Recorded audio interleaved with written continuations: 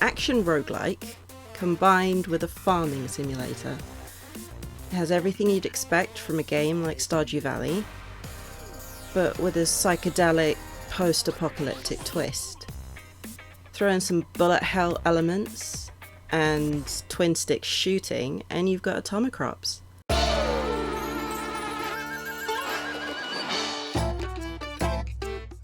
It's very unique, but also very familiar. Wow, a cow house, a corn bush, potato orchard, spooky hatch! Whoa, spooky hatch? The cutscene at the beginning is completely different to the gameplay, reminding me of a kid's show. From what? Nothing bad has ever happened around here. Then it takes a sudden, non-kid friendly turn.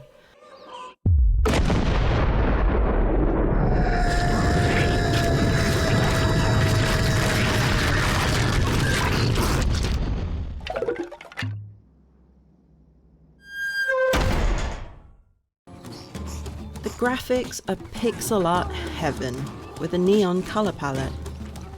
The crops and enemies have a weird and whimsical design that shows this is not a game to take too seriously.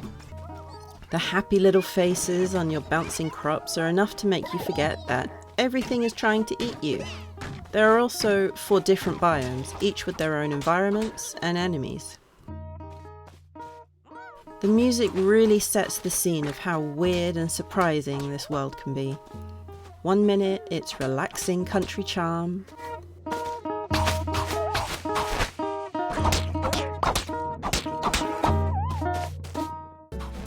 then moves on to a sinister and off-sounding theme that could be straight out of Scooby-Doo.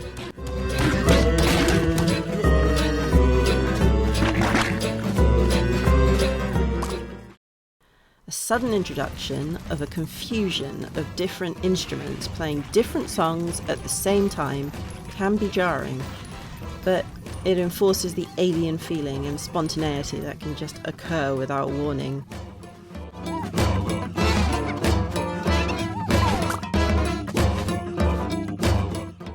This chaotic soundtrack accompanies a bullet hell-like sequence, then snaps back to country charm as if nothing happened.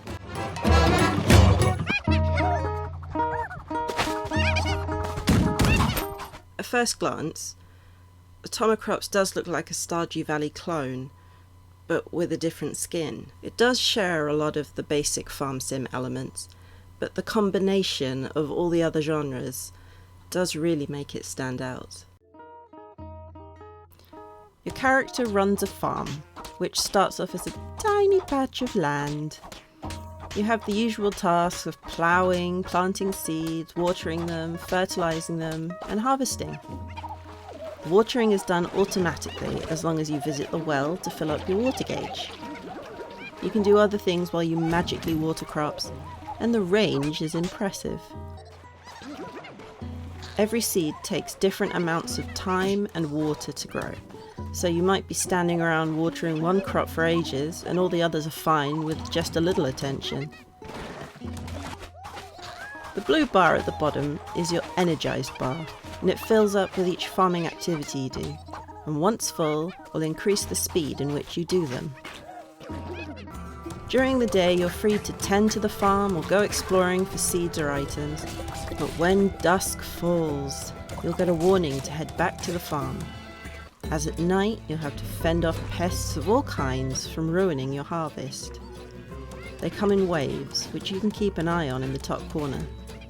After a successful day of farming and a night of fighting, a helicopter comes to pick you up and take you back to town.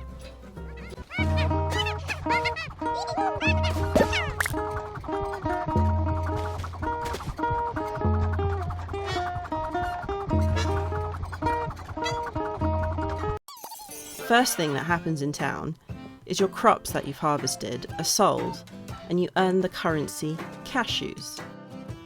Better than being paid peanuts. Around town are vendors where you can buy pickaxes to expand your farm, different kinds of seeds to grow, bridge repair kits to reach new areas, and weapons which can be upgraded. Guns break after each day though, so if you don't want to fight with your pea shooter, don't forget to up your arsenal. Also in town are strangers you can flirt with, for a price, to increase your relationship, which leads to rewards or stat boosts. Heartbeats are crops you grow to get health back. You can either buy seeds in town or try to find them in the wild. Once you're done in town, take the helicopter back to the farm to start a new day. Just like any other farm sim, there are seasons, but each season here lasts 3 days. Once those 3 days are up, you can talk to the mayor in town and they'll throw you a little celebration with balloons and a band. And they'll give you some items to use on the farm.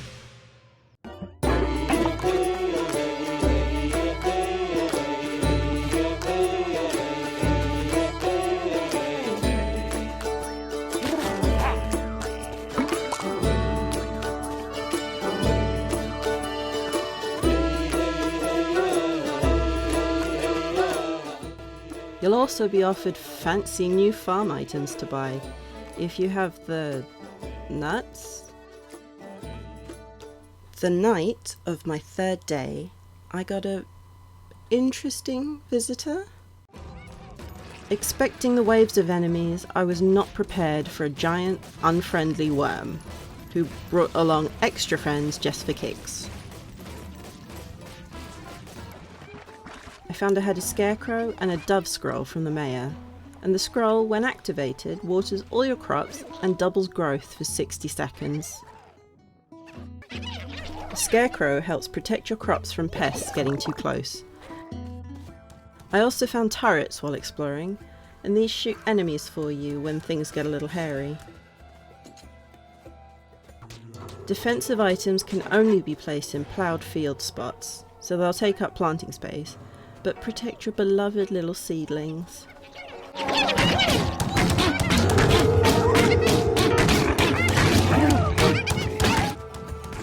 I found a camp that gave me a choice of 2 farm items to use, and as much as I wanted a cow, I gotta keep my crops protected. When you get hit too many times and you lose all your heartbeats, a disturbing screen will let you know your score, but also give you nightmares for days. Atomicrops is a great game, putting an action-packed, quirky spin on what's normally seen as a relaxing genre. The oddities are what makes me like it so much, but there is quite a steep learning curve and a lot to learn. Trial and error is all part of gameplay. You'll find yourself getting eaten by a giant worm, having to start over, but then you've got upgrades to fall back on, so you always feel like you want to give it one more go. It took me a while to understand the mechanics and what was going on, but the world created really did make me want to stick around for a while.